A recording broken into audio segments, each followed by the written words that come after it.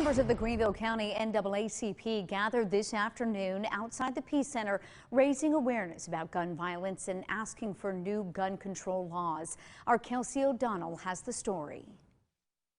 It's been almost a week since the deadly mass shooting in Uvalde, Texas, and nearly 2 weeks since innocent lives were claimed at a grocery store in Buffalo, New York.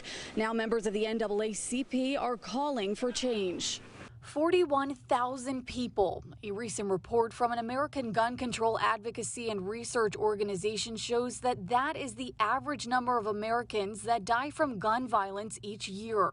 To break it down, that's 110 people per day with memories left behind. I stand here as a family member that has lost 12 family members to gun violence. My mother was taken in gun violence when I was 17. My son laid on the floor. He had been shot, and he died at the scene. He was only 19. On Monday, members of the NAACP and other organizations gathered in Greenville, shedding light on the lives that have been lost and calling on people to take action. There's something that needs to be said and done.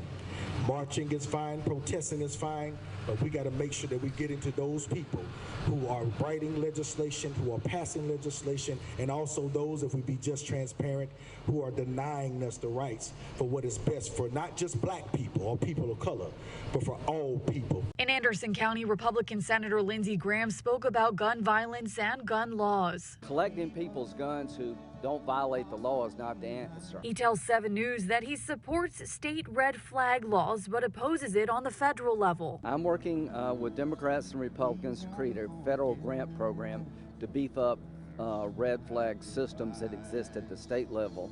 I'm not for a red flag law at the federal level.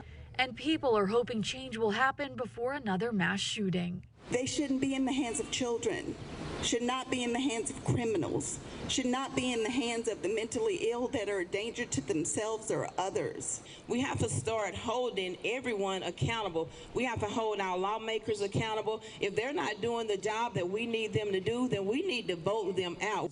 In Greenville, Kelsey O'Donnell, 7 News.